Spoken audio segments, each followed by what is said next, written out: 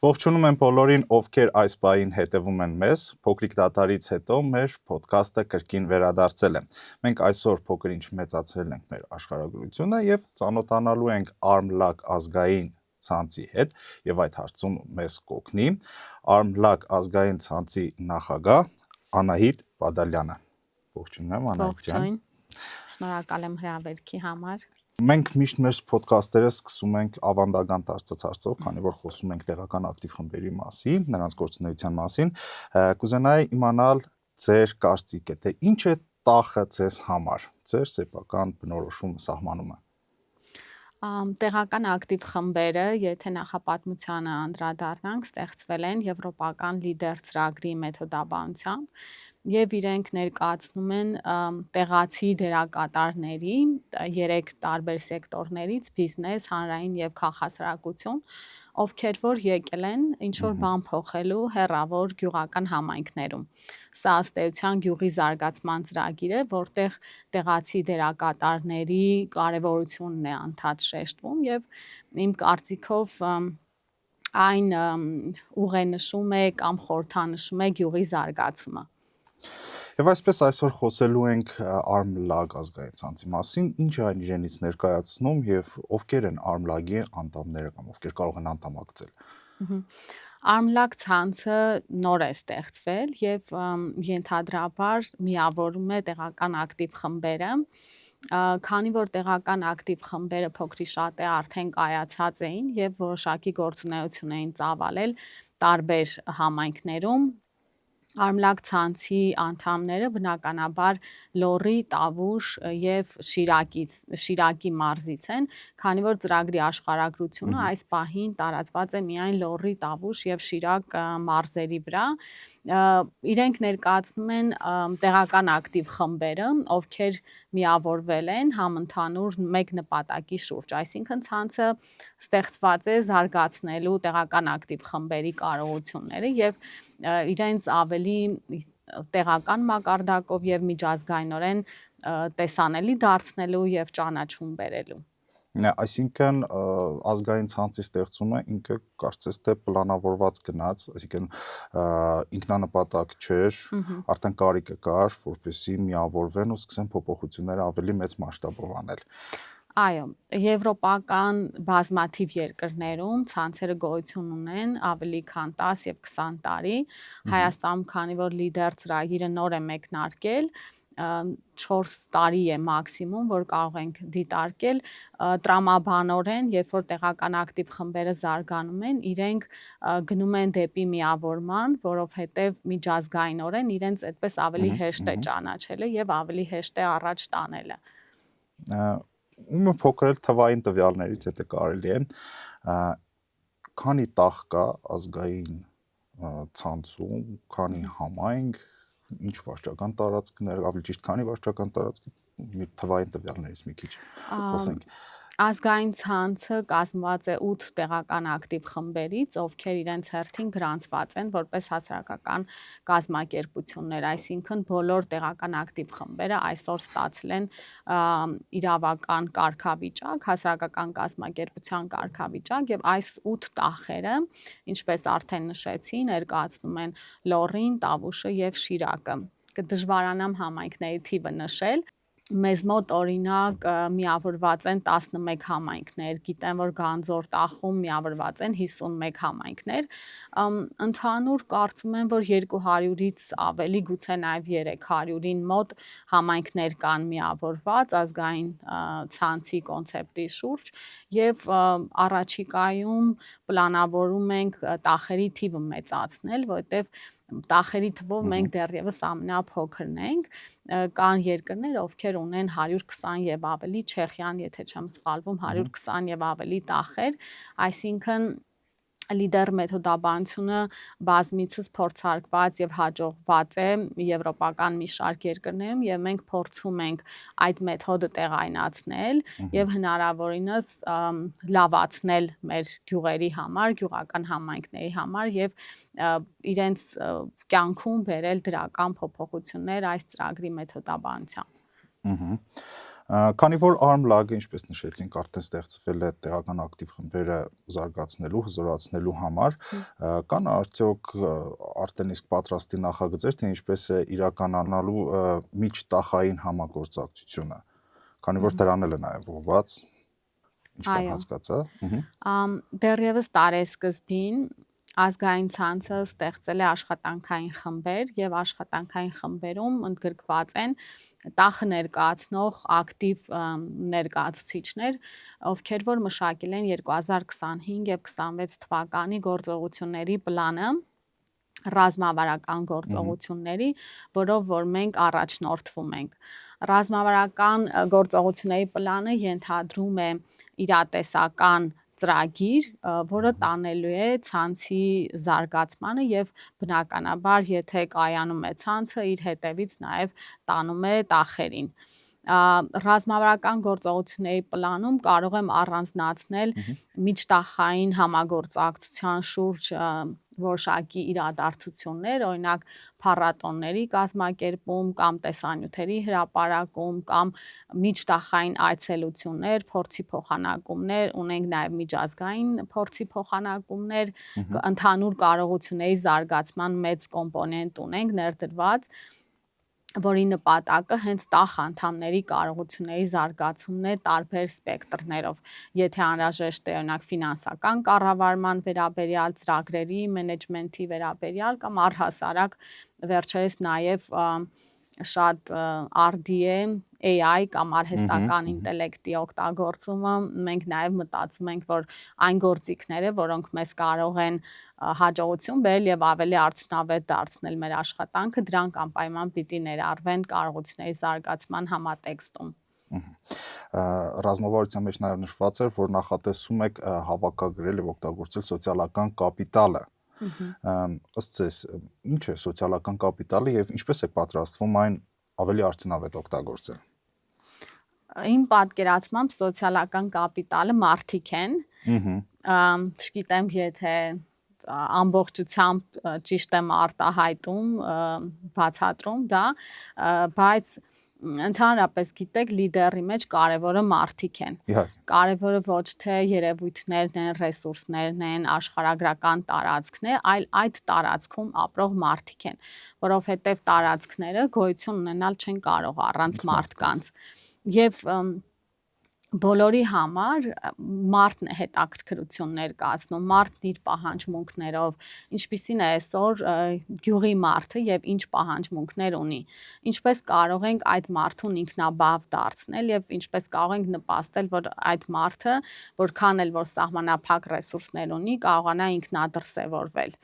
Շատ դժվար է հայաստանյան օրերում խոսել գյուղի հեռանկարայնության մասին, բայց մենք մեր օրինակով ցույց ենք տալիս, որ գյուղերը մեռած չեն եւ գյուղերում կարելի է հետաքրքիր ինչ-որ բանով զբաղվել եւ գյուղում կարելի է զարգացում ունենալ։ Այդ օրինակն է մարդկանց շատ մոտիվացնող, ոգևորող, որովհետև եթե դու քո օրինակով ցույց ես տալիս, որ դու ապրում ես գյուղում եւ կարողանում ես ինչ-որ բան փոխել, դու քո հետևից կարող ես մարդկանց տանել, բայց եթե դու ապրում ես քաղաքում եւ խոսում ես գյուղի մասին, ոչ մեկը քեզ չի հավատա, ըստ էության եւ հետևորդներ էլ չես ունենա։ Իդեպ մեր նախորդ թողարկմանը մենք խոսել ենք այդ թեմայից։ Մեր հյուրը Սոնան ինքը բնակվում էր քաղաքում, ճիշտ բնակվում է քաղաքում, բայց աշխատում է գյուղաբնակների հետ ու ինքը պատմում է, թե ինչպեսի փորձ է ունեցել, երբ որ խոսում է գյուղի մասին, այնպես որ անպայման դիտեք մեր նախորդ հաղորդումները եւս։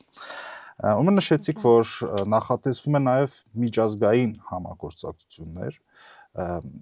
ինչ որ նախագծեր էլի կան, պլաններ, թե ինչպես է իրականանալու այդ համագործակցությունը միջազգային մակարդակով։ Այո, բնականաբար մենք աշխատում ենք զուգահեռ եւ տեղական մակարդակում եւ միջազգային մակարդակում, չգիտեմ տեղյակ եք, բայց մենք ունենք տարածքային զարգացման ազգային ռազմավարություն, որտեղ համապարփակ ներկայացված է, որքանով են կարևորվում գյուղի զարգացման համատեքստում լիդերի նման ծրագրի իրականացումը գյուղական համայնքներում եւ մեծ հաջողություն կլինի, քանի որ ռազմավարական փաստաթուղթը արդեն հաստատման փուլում է եւ այդ հաստատումը մեզ եւս մեկ երաշխիք կտա, որ նմանատիպ ծրագրերը կարող են համընդհանուր ճանաչում ունենալ եւ մեր երկրում եւ մեր երկրից դուրս եւ ընդհանրապես ինչն է այստեղ կարեւորվում, որ հանրային մտածողները կկարևորեն նմանատիպ ծրագրերում պետական աջակցությունը սուբսիդավորման տեսքով կլինի թե այլ նպատակով, այսինքն այստեղ տախը միայնակ չի գործի եւ միայնակ չի մտածի որտեղից ֆինանսական միջոցներ հայթայթի եւ ուղի գյուղի զարգացմանը, այլ երասեկտոր համաձայնությամբ կարող ենք բնականաբար ավելի մեծ ազդեցություն եւ ավելի մեծ սոցիալական, այսպես ասած, փոփոխությունների հասնել, սոցիալ-տնտեսական փոփոխությունների միջազգային առումով մենք եւս ունենք պլաններ, վերջերս ստորագրել ենք մեր առաջին հուշագիրը Պրահայում, Արմլակ ազգային ցանցի եւ Prepare ասոցիացիայի միջև, որը ենթադրում է փոխգործակցություն ընդհանուր, այսինքն մենք կարող ենք հանդես գալ համատեղ միջ տարածաշրջանային ծրագրերով։ Այսօր շատ են նաև ուշադրություն դարձվում Eastern Partnership հարավ-արևելյան գործընկերության երկրների միջև համատեղ ծրագրերի իրականացմանը եւ մենք արդեն իսկ առաջին կոնցեպտը ունենք, որը լատվիական կողմի հետ քննարկել ենք եւ ներկայացրել ենք ֆինանսավորման հուսամ հաջողությամբ ծրագիրը կհաղթարի բոլոր փուլերը եւ մենք եւս մեկ հնարավորություն կունենանք ավելի բարձր որոշումների կայացման մակարդակում ներգրավվելու, զարգացնելու այս 8 տախերի կարողությունները, նոր ծրագրեր իրականացնելու եւ նոր ավելի այլ համագործակցությունների սկիզբ դնելու, որովհետեւ Prepare-ից հետո նախատեսված է, որ Արմլագը պետք է հանդես գա Շոտլանդիայում European Rural Parliament հակոչում եվրոպական գյուղական պարլամենտ, որը բավականին մեծ միջոցառում է եւ ամեն տարի անցկացվում է եվրոպական որևէ երկրում, որտեղ լինում են մրցանակաբաշխություններ եւ եւս մեկ անգամ շեշտվում է, կարեւորվում է գյուղում ապրող, արարող մարդու կերպարը, որպես արարող եւ այդ գյուղերը շենացնող անհատ։ Այսինքն կարելի ասել աշխարհագրական սահմանները չեն խոչընդոտում մեզ զարգանալու, ավելի հզորանալու, համագործակցություն ստեղծելու Եվրոպայի հետ։ Ոչ, բնականաբար, եթե կան նպատակներ, եթե կա նպատակասլացություն եւ եթե կան մշակված կոնկրետ գործողություններ եւ հաղորդագրություն, ինձ թվում է այսօր գործիքները հնարավորություն են տալիս բոլորին հասանելի լինելու, ուղղակի ճիշտ պետք է աշխատել եւ ճիշտ մարդկանց պետք է համախմբել։ Եթե դու ունես լավ թիմ, լավ աշխատող թիմ, ովքեր մոտիվացված են, Արմլագում կարծում եմ դրա պակասը չկա, որովհետև մենք շրջապատված ենք Տավուշի, Լոռու եւ Շիրակի սերուցքով, այն մոտիվացված անհատներով, ովքեր իսկապես հավատում են այդ տեսլականին, որ այսօր գյուղը կարելի է հեռանկարային դարձնել։ Իսկ ո՞րն է ձեր պատկերացմամբ իդեալական Արմլակ ազգային ցանցը ձեր պատկերացմամբ, ձեր երազանքներում, որ ամենալավ սցենարով գնացել ենք։ Գիտեք, շատ դժվար ժամանակահատված ինձ բաժին ընկավ, որովհետև շատ դժվար է սկզբից ղեկավարել մի բան, որը դեռ նոր է փորձեր անում, նոր է քայլեր անում, կայացած չէ եւ դու չգիտես որտեղից սկսես, բայց փառք Աստծո, ինչքան ժամանակ առաջ է գնում, այնքան ավելի ենք մենք կոնկրետանում մեր նպատակների վրա։ Իմ պատկերացմամբ իհարկե ցանցը ես դիտարկում եմ որպես խմբային, թիմային միավոր եւ ճիշտ չի լինի արտացոլել միայն իմ տեսլականը, թե ես ինչ եմ կարծում, այլ համընդհանուր մեր բոլորի տեսլականը պիտի դիտարկենք, ինչ ենք մենք ուզում խմբով, կարծում եմ, որ ցանցի իդեալական, այսպես զարգացումը ենթադրում է միջազգային ճանաչում, ոչ թե ցանցի, այլ մեր երկրի, որովհետև գիտեք, որ Հայաստանը փոքր է եւ բավականին խոչընդոտներ ունի, մենք փորձում ենք ներկայացնել ոչ թե Հայաստանի ցավոտ եւ խոցելի կողմերը, ինչը սովորաբար արվում է,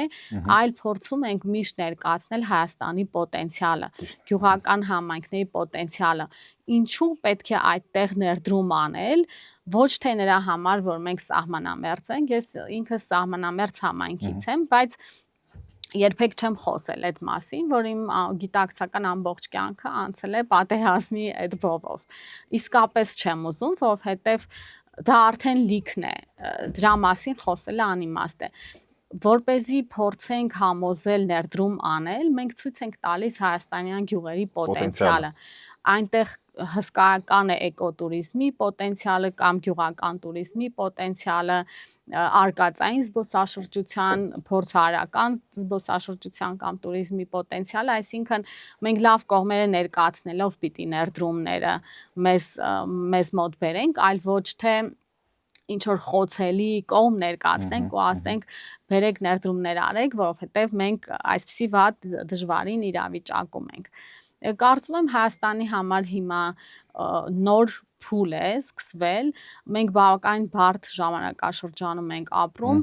բայց յուրաքանչյուր բարդությունից պետք է լուծում գտնել եւ պետք է հնարավորինս օգուտ քաղել, որտեղ ցանկացած վատ բանից դու դաս ես քաղում։ Եթե դաս չես քաղում, դա ուրիշ խնդիր է, այդպես էլ մնում ես տուժված, բայց ասելիքս այն է, որ հիմա նոր էջ է բացվել, նոր հնարավորություններ կան եւ ճիշտ պետք է ներկայացնել քո երկրի ներուժը, քո երկրի հնարավորությունները, այսինքն արմլակ զարգացնելով մենք չենք զարգացնում միայն արմլագի ինստիտուցիոնալ կարողությունները կամ անհատներին առաջ չենք տանում, այլ խոսում ենք մեր երկրի մասին, որը մեծ պոտենցիալ ունի այս կամ այն ոլորտը զարգացնելու, համագործակցելու, տարբեր երկրների հետ հավասար հարթության վրա աշխատելու ուղղությամբ։ Արդյոք կա ձեզ համար գործող տաղ ցանցի մոդել, որը դուք ուսումնասիրել եք, որը կարելի ասել օրինակ եք վերցրել կամ ուզում եք հասնել այդ օրինակին կամ որպես իդեալ թեկուզ ինչու՞ չէ նաև։ Ծրագրի մեկնարկից ի վեր բազմաթիվ փորձի փոխանակումներ են անցկացվել բոլոր տաղերում պարտադիր եւ այս եռամիասնությունը բիզնես, քաղաքացիություն եւ հանրային մասնակցել է փորձի փոխանակումներին զուտ այն նպատակով, որպեսզի ուսումնասիրվի միջազգային փորձը եւ լավագույնս ներդրվի կամ տեղայնացվի։ Մենք չենք կարող ամբողջությամբ վերցնել եվրոպական փորձը, որովհետև մեր առանձնահատկություններով մենք տարբեր ենք, մեր ազգային մտածելակերպով, մեր ազգային արժեքներով բնականաբար մենք չենք կարող նույնացվել եվրոպական այս կամ այն երկրի հետ։ Բայց լինելով տարբեր երկրներում, այդ թվում Հունգարիայում, Սլովենիայում,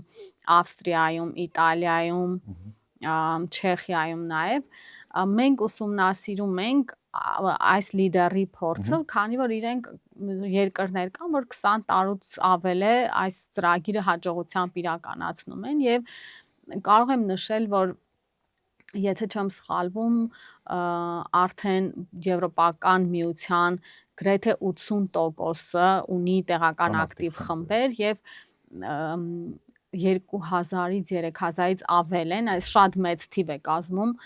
տեղական ակտիվ խմբերի թիվը, ասոցիացիաները կարծեմ 25-26 եւ ավելին են ցանցերը եւ այս փորձը հնարավորություն է տալիս ուղղակի ուսումնասիրելու, թե ինչպես կարելի է նոր մեթոդով, նոր մոդելներ դնելով գյուղը զարգացնել։ Բայց մենք ամեն դեպքում այս տարիների ընթացքում փորձել ենք տեղայնացնել, որովհետև կան որոշակի առանձնահատկություններ, որոնց հետ հաշվի նստել չես կարող։ Դա նույն հանրային ոլորտի պետական մտածողության պակասն է, նոր բիզնեսին, մեր ազգը օրինակ չի սիրում հավաքական աշխատելը։ Մեր ազգում յուրաքանչյուրը ինդիվիդուալ են, ես երբեմն կատակով ասեմ, յուրաքանչյուրը դոկտոր ակադեմիկ է ինքն իր համար։ Կամ դրա համար ֆուտբոլ չեն կարողանում խաղալ, բոլորը լավ շախմատիստներ են։ Գուցե, այսինքն անհատապես են իրենք կարողանում դրսևորվել եւ մեր թիվ 1 մարտահրավերը հավաքական արդյունք ստանալն է եւ մարդկանց հավաքելը։ մեթոդը ենթադրում է բազմաթիվ տեսեք գործիքներ։ Օրինակ վերջերս ստեղծել են կոնսորցիումներ եւ դրամաշնորհներ ենք տրամադրում կոնսորցիումային խմբերին, ովքեր որ համատեղ են հանդես գալիս որևէ նախաձեռնությամբ, այսինքն իրենք ուսումնասիրում են իրենց համայնքում ինչ խնդիր կա առկա, օրինակ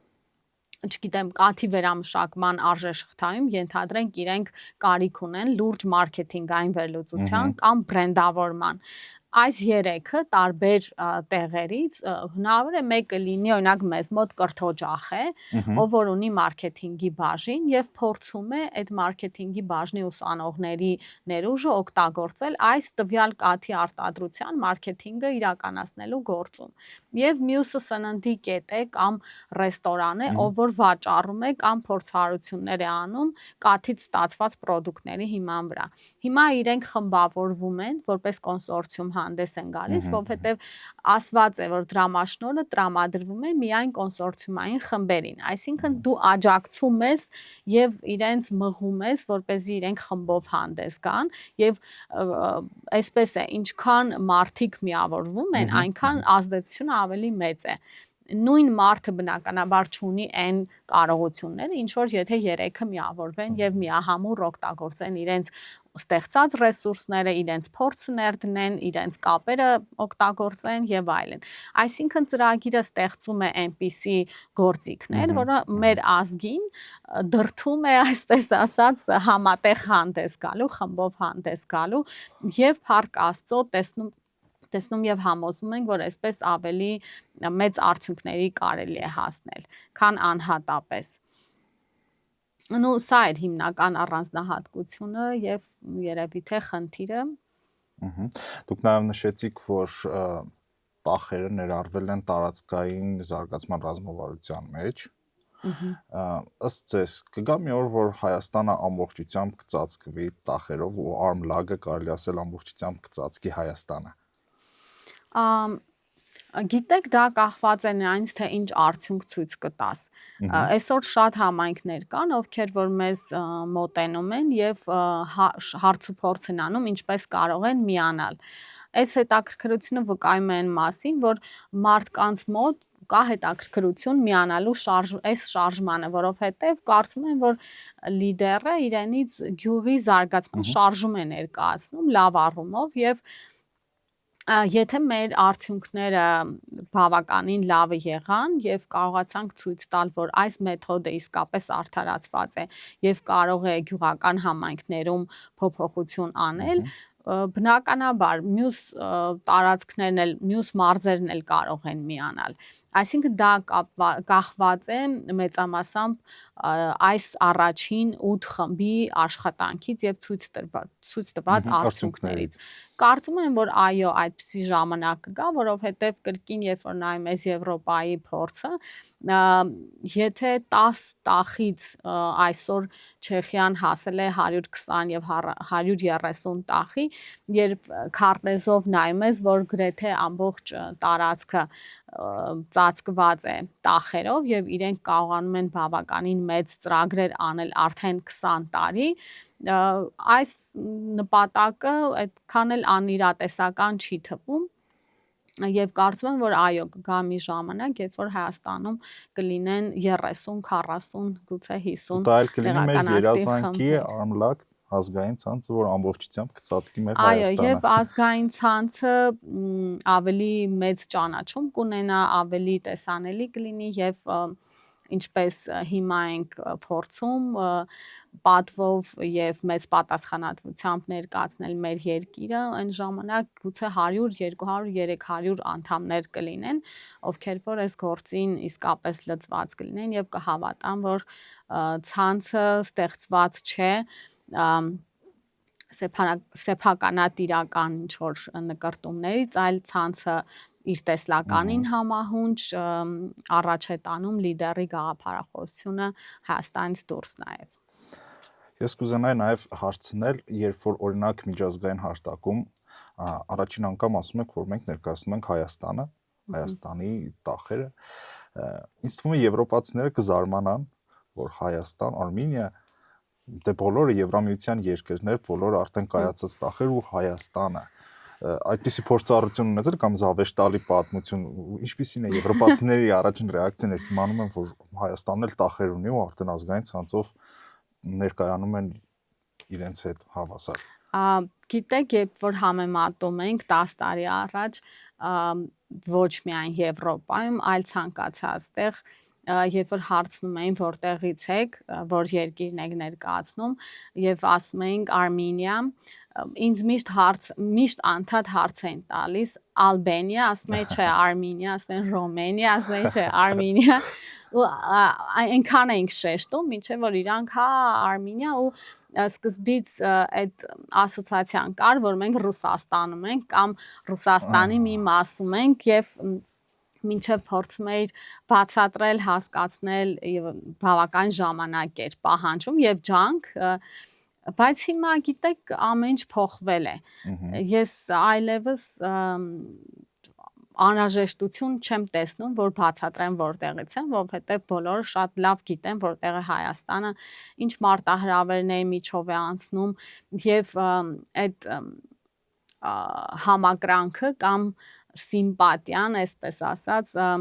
զգալի է հիմա, բավականին ակնհայտ է, այսինքն իրենք տեսնում են Հայաստանը որպես Եվրոպայի մի մաս կամ երկիր, ով իր արժեքներով փորձում է մոտ կանգնել Եվրոպային, թե որքանով դա կհաջողվի կամ չի հաջողվի,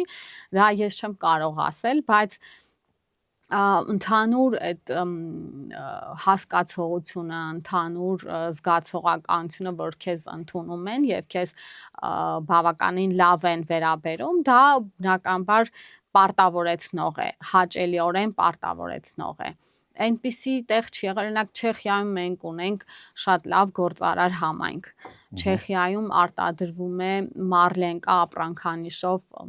տորթերի արտադրություն է սկզբից եղել, այսինքն ամեն տեղ դու պետք է կարճես այն հայկական լավից, որը գոյություն ունի։ Պետք չի գնալու ասել, գիտեք, մենք պատերազմող երկիր ենք, բլա բլա բլա։ Կարծրատիպային այդ մտածելակերպը փոխենք։ Բայց տեսեք, մենք ունենք Չեխիայում հրաշալի գործարարների միություն եւ վերջերս Մանթաշյանց գործարարների միությունը բացեց իր, եթե չեմ սխալվում, 21-րդ մասնաճյուղը Չեխիայում եւ բոլորը գիտեն, որ Մարլենկան հայկական բրենդ է, Չեխիան բավականին հարուստ է հայկական համայնքով, գործարար համայնքով բավականին կայացած, այսինքն մենք խնդիր չունենք, որ մեզ այս պահին ճանաչեն։ Հասկանում եք, մենք խնդիր ունենք մեր մեսիջը տեղ հասցնելու շատ կոնկրետ եւ ճիշտ ձևով, ինչի համար ենք մենք եկել եւ ինչ ենք մենք ակնկալում Եվրոպայից։ Եվ ինչ է Եվրոպան ակնկալում մեզնից, դա արդեն իրենք գիտեն, բայց մեր մեսիջը հստակ պետք է լինի, մենք ինչ ենք ակնկալում իրենցից, եթե մենք որևէ բան չենք ակնկալում կամ անորոշ է, մենք իզուր ենք հասել այդտեղ, հասկանում եք, եւ այսպես շատ քիչ, բայց այդ տեղեկատվական պատերազմում ամեն դեպքում ամենահզորը տեղեկատվական պատերազմն է հիմա։ Եթե դու փորձում ես ինչ-որ առաջընթաց ապահովել, նախ այդտեղից պիտի սկսես։ Մենք այսօր խնդիր չունենք բացատրելու որտեղից ենք, այլ խնդիր ունենք բացատրել, թե ինչ ենք ուզում։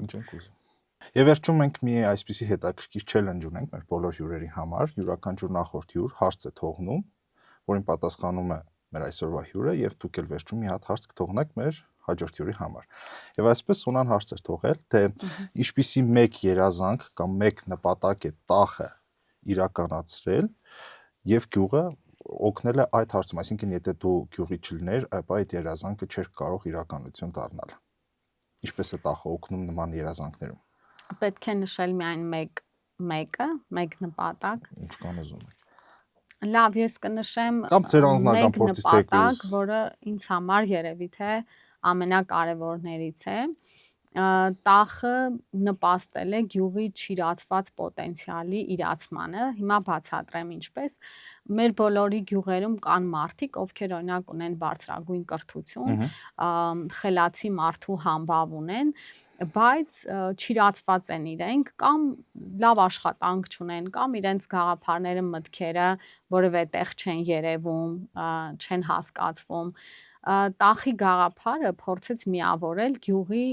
մտածող մարդկանց տարբեր խմբերից մարդկանց, ովքեր իրացրեցին իրենց պոտենցիալը, այսինքն իրենք հնարավորություն ստացան ընդգրկվելու տարբեր մարմիններում, գնահատող հանձնաժողովում, կառավարման խորհրդում կամ առհասարակ համաժողովում, որտեղ բոլորը ունեն ձայնի իրավունք, այսինքն բոլորը կարող են ներկայացնել, թե ինչ նպատակներ ունեն, ինչ ծրագրեր ունեն, նրանք կարող են նաև իրենց նպատակի կամ իդեալի իրականացման համար դիմելու դրամաշնորհային ծրագրի, այդ ծրագիրը ստանալու շատերը, ովքեր որ օրինակ երազում էին արտերկիր գնալ փորձի փոխանակման նպատակով կամ ինչ որ ձևով երկրից դուրս գալ, սա եւս հնարավորություն տվեց, որպեսզի մարդիկ, ովքեր առաջին անգամ հատեցին Հայաստանի սահմանը եւ գնացին տարբեր երկրներում գիտելիքներով եւ հմտությամբ զինվեցին, այսինքն այս նպատակը չիրացված պոտենցիալը, որ կար գյուղերում, ես մտածում եմ, որ առաջին անգամ տախի ձևաչափով մենք կարողացանք այս մարդկանց իրացնել ինչ որ ձևով։ Եվ ինչպես խոստացանք, ձեր հարցը մեր հաջորդ հյուրի համար։ Իմ հարցը շատ բարդ չէ, բայց երբ որ մենք խոսում ենք լիդերի մասին, շատ մարդիկ դա հասկանում են առաջնորդության հետ։ Լիդերը հապավում է եւ ուզում եմ հարցնել իմ հաջորդ հյուրին, թե ինչ է այդ հապավումը իրենից